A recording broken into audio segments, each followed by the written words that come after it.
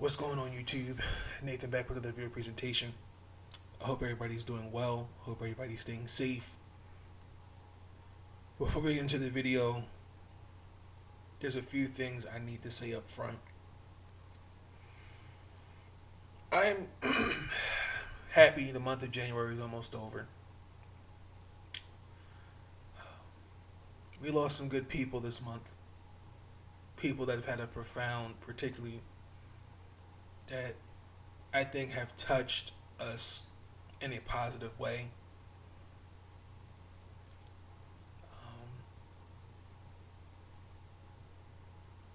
You know, Hank Aaron, for example, breaking Babe Ruth's record and the trials and tribulations he went through. And he said when he turned 18, he left with $2 and 2 sandwiches. And he's arguably one of the best baseball players in the game. When you look at Miss Cecily Tyson, passed away today. And so many others, again, that had a profound impact. You know, this month marked the year we lost Kobe Bryant.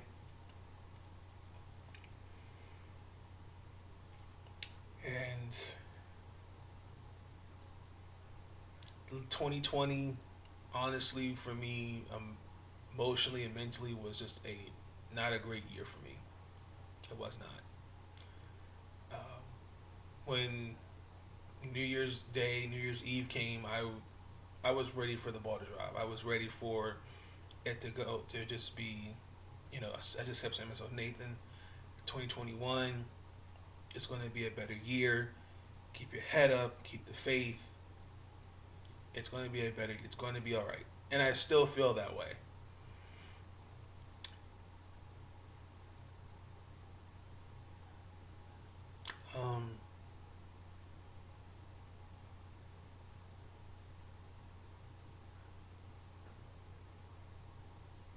Again, man, it just,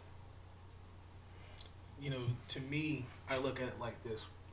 We should be taking the opportunity to thank God that, we lived to see another day. Telling your friends and your loved ones, hug them a little closer and tell how much you love them, because, again, tomorrow's never promised. We just got to keep our heads up and keep the faith. And I think 2021 is going to be a better year. I'm just glad the month of January is almost up, honestly.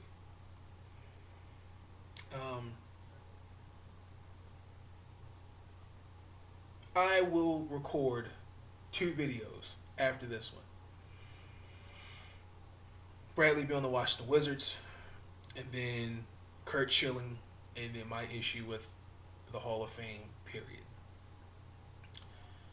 And this video, as I'm recording it, you will not see the pretty intro.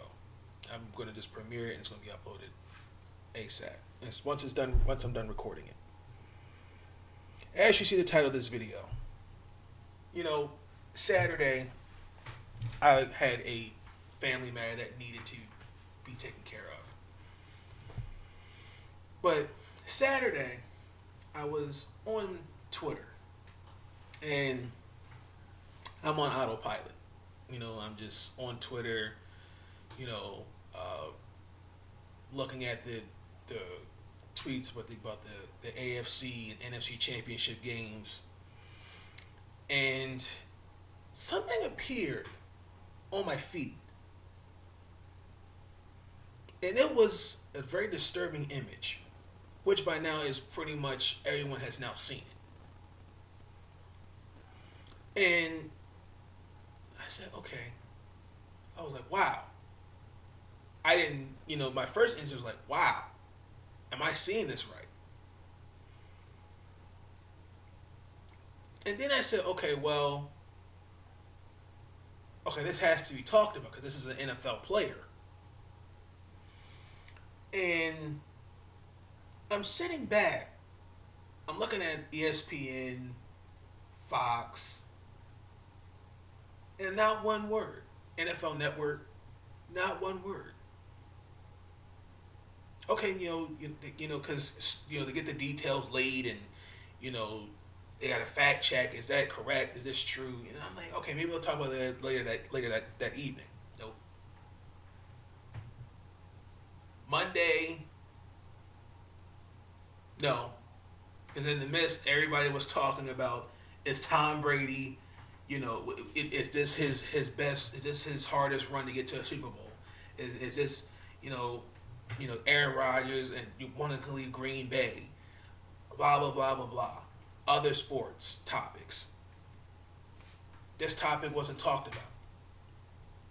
Okay, I'm looking on other networks, other medias. No. And Emmanuel Ocho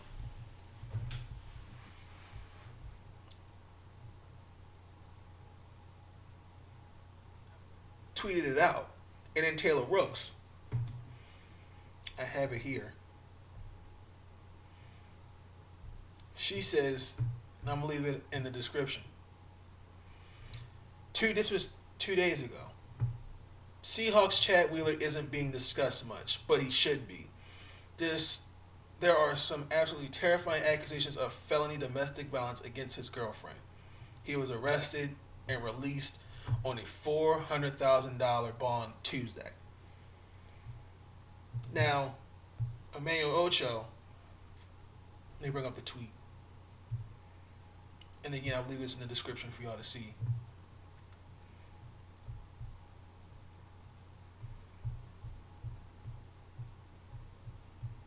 Chad Wheeler of the Seattle Seahawks tried to kill his girlfriend because she wouldn't bow to him.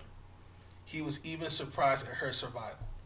If you are not outraged, you're part of the problem. NFL handled this swiftly and decisively.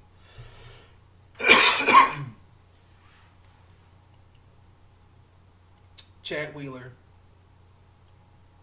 was cut from the Seattle Seahawks. I'm going to read the statement that the PR made available to the public. I'll leave this in the description for y'all to see as well. The Seahawks are saddened by the details emerging against Chad Wheeler and strongly condemn this act of domestic violence. Our thoughts and support are with the victim. Chad is a free agent and no longer with the team. Oh, excuse me. Uh-oh, I lost it. Where'd it go? No. But essentially, in the PR, they're saying, if you are know someone that's in a domestic violence situation, if you are having thoughts of suicide or other mental health issues, please reach out. Here we go. I apologize. If you are experiencing domestic violence, call the National Domestic Violence Hotline at 1-800-799-7233 or go to thehotline.org. All calls are toll free and confidential. The hotline is available 24/7 in more than 170 languages. We encourage Chad to get the help he needs. If you are experiencing mental health issues, please reach out for help. For immediate help with a mental health crisis or thoughts of suicide, contact the National Suicide Prevention Hotline at 1-800-273-8255 or 1-800-799-4889. Let me say this. That last part there, where it says we encourage Chad to get the help he needs. What bothers me, and this is coming from I've said this I think I've said this in a few videos. I am a mass communications major in journalism and media with a focus with television and radio. The one thing that bothers me is the narrative that the media gives. When you look at, for example, Ray Rice, when we all saw that video that was leaked to TMZ, at the time, Ray Rice and his wife in that elevator when she spit on him and his reaction, everybody was up in arms. When you had Stephen A. on First Take, and I remember that segment where he essentially said, "Hey, but women can provoke men into stuff like that." And I believe her name was Michelle Beadle. He got backlash for it. He was suspended for making that statement. When I look at the reaction from Ray Rice and Chad Wheeler, I said the same thing in the video in the midst of what happened in Washington, D.C. You see two distinctions of media towards white America and black America. Black America, he's arrested. Will he have bail? It's possible. The bail may be higher than $400,000.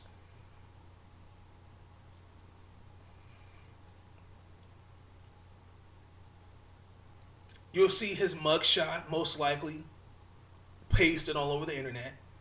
You haven't seen Chad Wheeler's.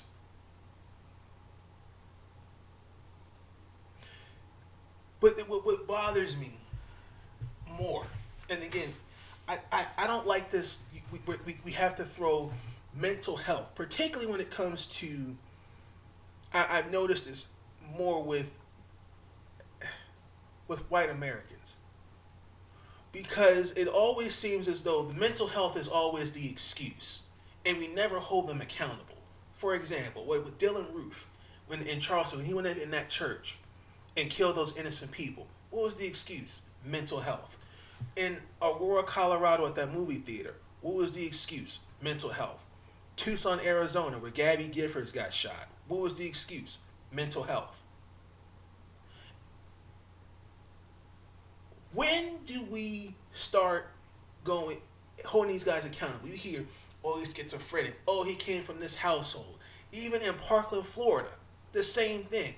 Well, mental health. But again, I'm gonna ask, where's the accountability and where is the responsibility? Listen, I am a firm believer of this, and we can all agree to disagree. How you're raised, how you're brought up, impacts how your life turns out to be going forward. That is a fact. When you look at Chad Wheeler, we can make a case in saying that since since adolescence, he's had problems. He's had problems dating back to when he was at the University of Southern California, where when he was off campus, he held a 20-year-old and her 7-month-old son hostage by breaking windows and punching walls. They had to use bean bags, from the shotgun that the police used. They had to use that to subdue him. You had one of his former college teammates, and again, I'm gonna leave this all. It's documented. I'm gonna leave it all in the description for y'all to see. When you hear former teammates going, this is not the guy I knew. I cannot forgive him, and I hope he gets the help.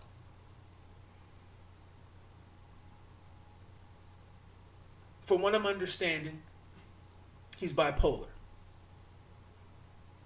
Now,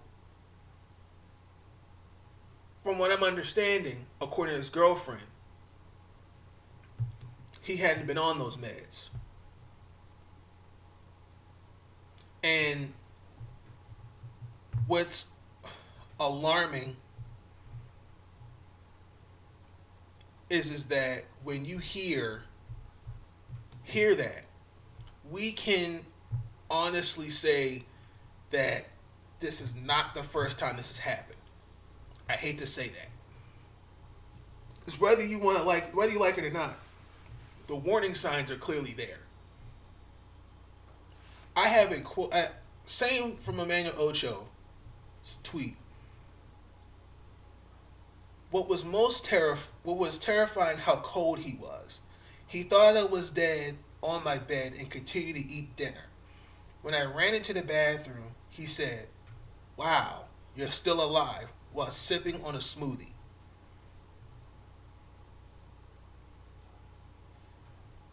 He should be in a jail cell. He should not be on a $400 K bond, $400,000 K bond,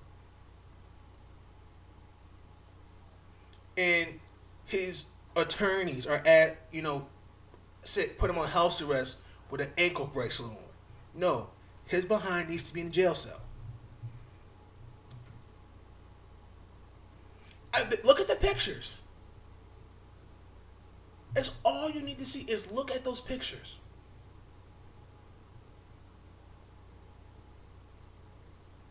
When you go, when you hear what she says,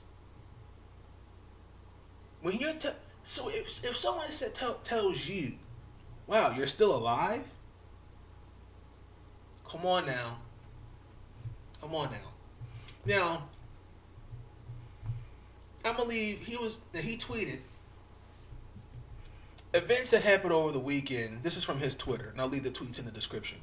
Events that happened over the weekend that transpired from a maniac episode. I am deeply sorry for the pain and suffering that I have caused to Aaliyah and her family. Aaliyah is his girlfriend. I'm hoping it's now for her ex-boyfriend.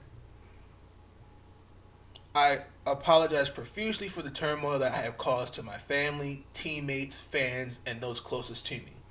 The most important thing is that Aaliyah gets the care she needs and I get the help. Both are happening.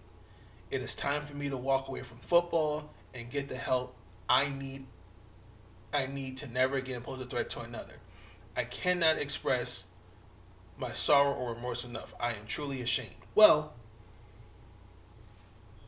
that's fine and dandy, but at the end of the day, dude, you're not getting no sympathy. You're just not, because if you messed her up pretty bad, and for her, my thoughts and prayers are with her, because it's going to take a minute for her to recover from this. It truly is, and I hope that she has family and friends that are going to support her and make sure she gets the help she needs to overcome this trauma. Because let me tell you something. I am against putting your hands on a woman, and it goes both ways.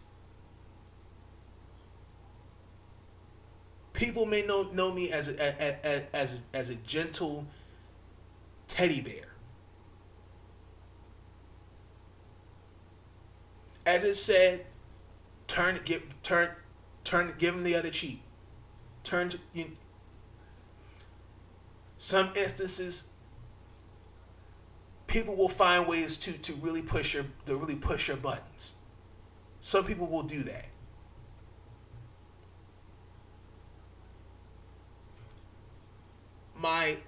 I cannot have any respect for those that put their hands on a woman. I cannot. What he did was wrong. For her not to bow down to you. First and foremost, we already know right there, because he didn't bow down. We know that's a problem right there.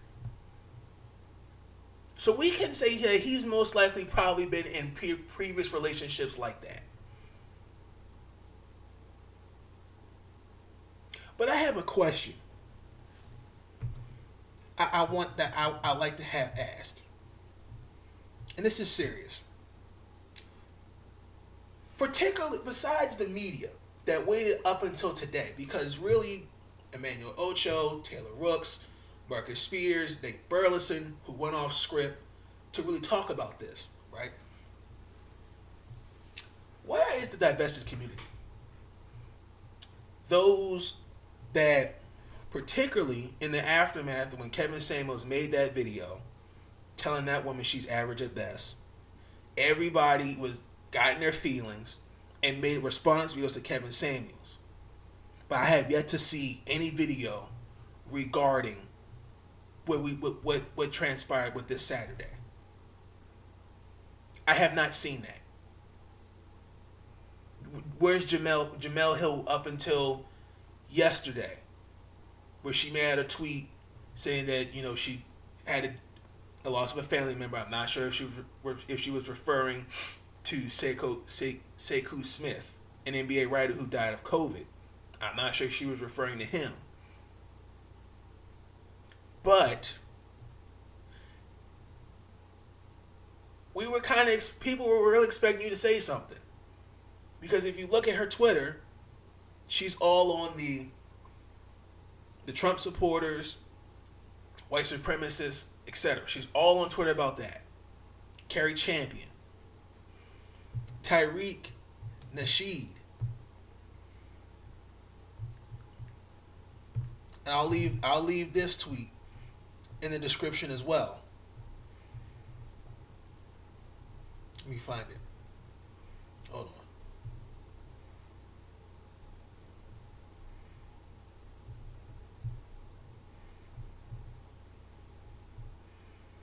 An NFL player almost beats his girlfriend to death, and the mainstream media is kind of quiet about it. Chad Wheeler's name isn't trending. I wonder what's different from this story in cases of other athletes engaging in domestic violence. I'm going to tell you why. Because again, the color of his skin hides a multitude of sins. And it does not fit the media's narrative. Ray Rice, virtually blackballed, could not get a job in the NFL. And I don't want to hear the excuse the year before, well, he was getting older and he was injured. That's bullshit. I don't want to hear that. Colin Kaepernick can't get a job in the NFL because him bringing awareness to the social injustices in black and brown communities. What does he do? Takes a knee. Then you have Trump and other people making it political. Oh, he's disrespecting the flag. He's disrespecting the anthem. Michael Vick can't even get a job as a coach because people want to hold against him the legal dogfighting. But remember, Michael Vick was not on any of those properties. It was his friends and family. So when they were interrogated and had that deal cut, they essentially ratted out Michael Vick. Michael Vick was the one who ended up paying the price.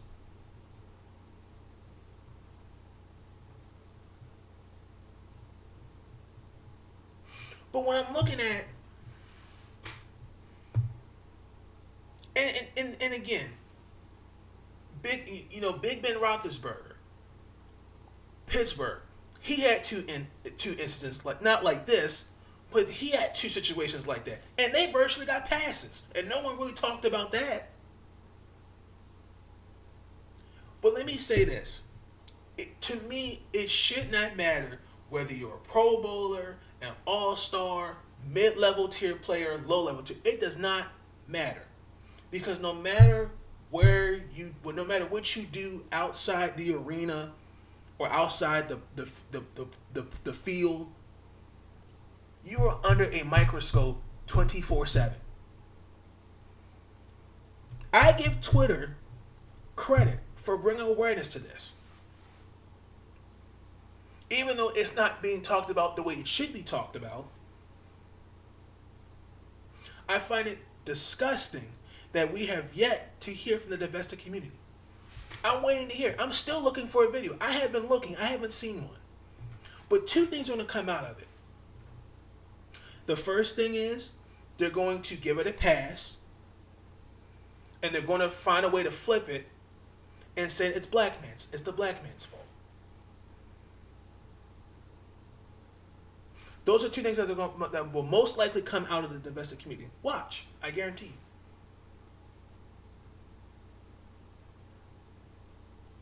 When you look at Ray Lewis, Ray Lewis, back in 2000, before the Super Bowl, was Entourage. Everyone's we only the only people that know what really happened is Ray Lewis and his bodyguards. Those are the guys that know what happened. Everyone's saying, "Oh no, he stabbed those people." We don't know what happened. But again, just like with any situation, the truth is going to come down the middle. The same thing with Meg Thee Stallion and Tory Lanez. The facts are going to present itself. This right here, a picture's worth 1,000 words. This man almost killed this woman. He's 6'7", 300 plus pounds. He's a fucking brute. She's a featherweight.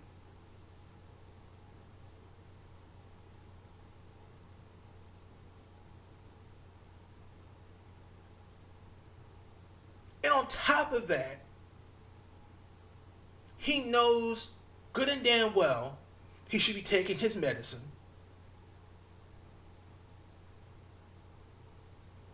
And unfortunately, the warning signs were there.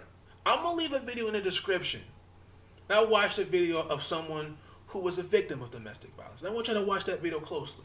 I thought it was really good. I thought it was a really good video. It's a couple minutes long, but I suggest you watch it.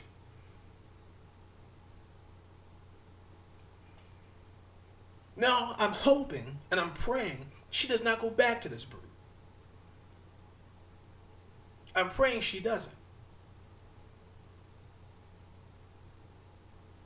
But the selective outrage, if he was black, is talked about like that.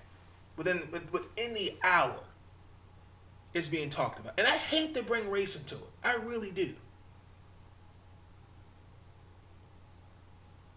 But when you hear finding her in the bathroom, her arm is hung. She's bleeding profusely. Look at the pictures. That's all you need to see. And yet y'all don't. And yet here's Kareem, for example, Kareem Hunt. When that white girl spit on him, even though I don't condone what he did. Ray Rice, I don't condone what he did. Greg Hardy, Ezekiel Elliott, Big Ben Roethlisberger.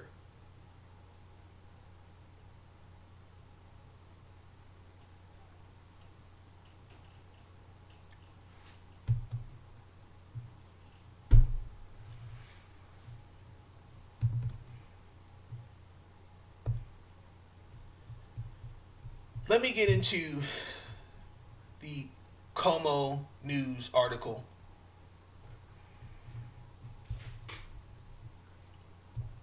According to court documents obtained by Como News, the girlfriend told police she thought she would die at one point after losing consciousness.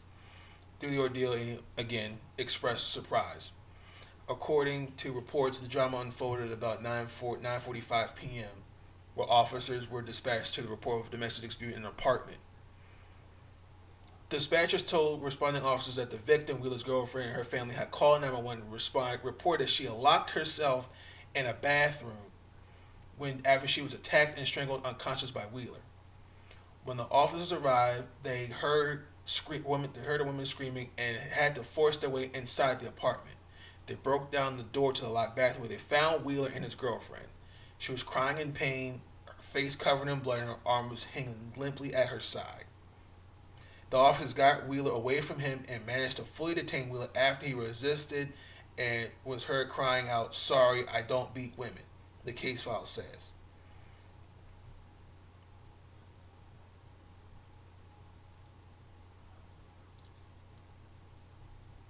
I'm sorry and I don't beat women.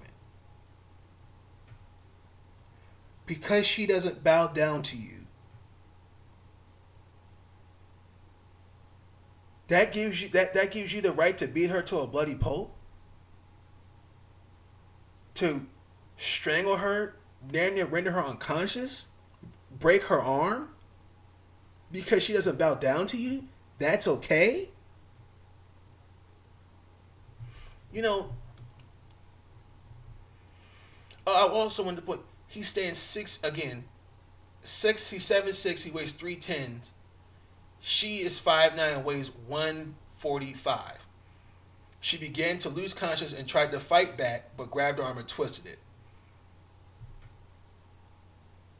An officer asked the girlfriend if she thought she was going to die during the deal and responded, "I thought I already did." She's a featherweight. Now, I commend her for fighting back, but this is a brute. 6'7", 310. And I looked him up. He's average. He's an average offensive lineman. Mediocre, if you ask me. He started, 19 games out of 32? I mean, he made the first All Pac-12 team in 2016, excuse me, and then the second team in 2015. Because of his behavior, which has been documented, let's call it what it's impacted his way. He could have been a potential NFL prospect. But again, behavior, he went undrafted. Now, it wouldn't surprise me. And the Seahawks should have, and the statement that they gave was totally disgusting. The Seahawks should have been more fierce with that. It should have been. But at the end of the day, she did not deserve this. She did not. And neither should anybody, man or woman.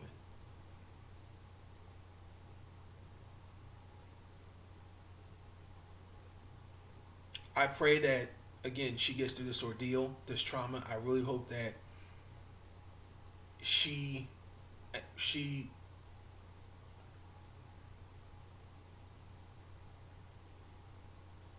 I just pray that she's all right. She'll be all right going forward. And I hope Chad Wheeler goes to jail. But, again, because of the color of his skin, he'll probably go on probation, and he'll probably do community service. More than likely. And I dare someone try to defend this. I really do. Because you can't. It's disgusting.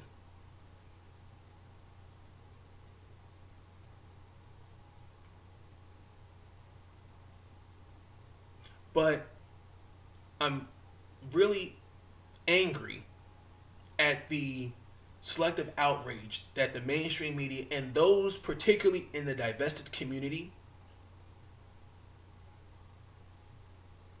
and those that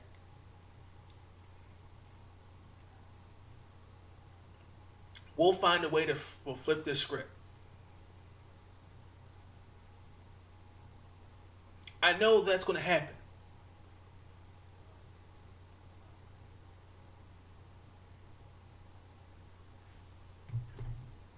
I'm disgusted. I am. And it just...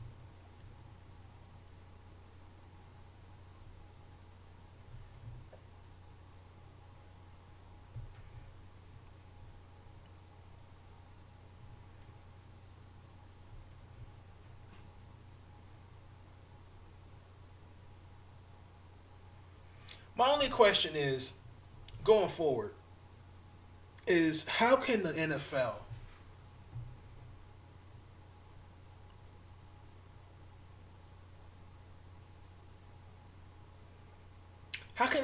make, not just the NFL, but where you work, made any place of business,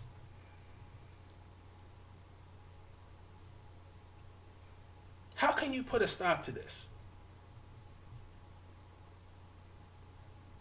I know the answer.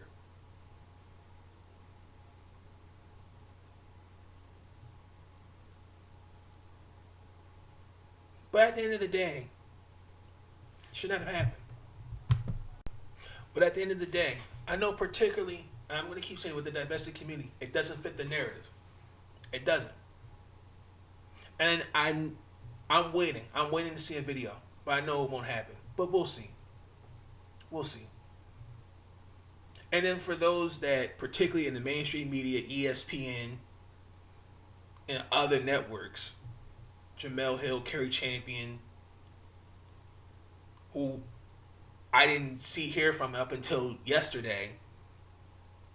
Shannon Sharp was like, y'all, someone could have mentioned me in this, dude. No, you guys were on social media every damn day.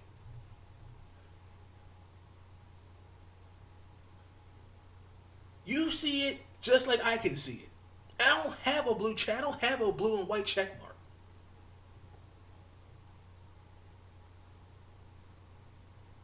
But it just lets me know with this situation, two distinctions of the media on Black America and white America. Selective outrage. And again, because the narrative of mental health, mental illness, was thrown into the picture with this situation. But when it was Ray Rice and others, that can't happen. Get him out the lead. Michael Vick, get him out the lead. Chad Wheeler,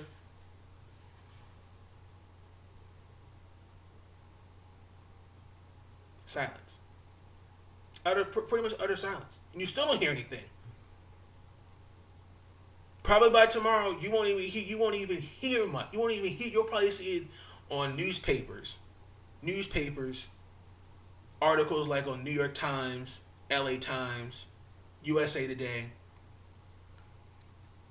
Will you see it on the Fox News, the CNN, MSNBC? No.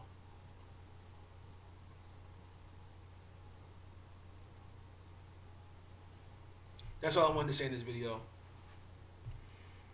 I'm disgusted.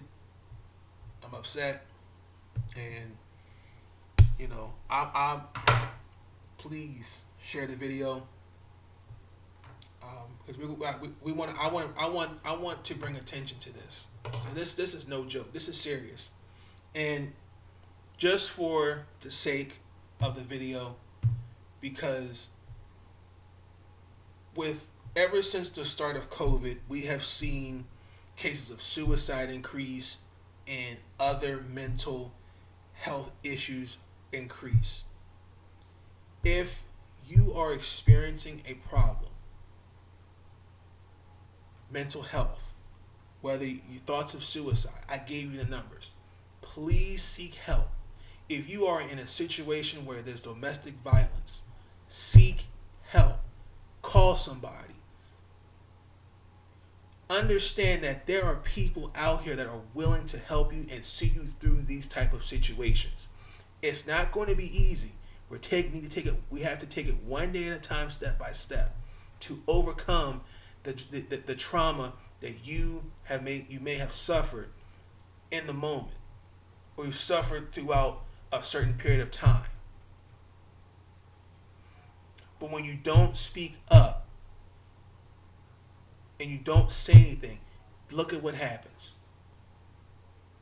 Now, what I mean by that is, this could have been prevented. It could have been prevented. And it would not faze me if there were more situations like this. It would not surprise me. And that pains for me to say that.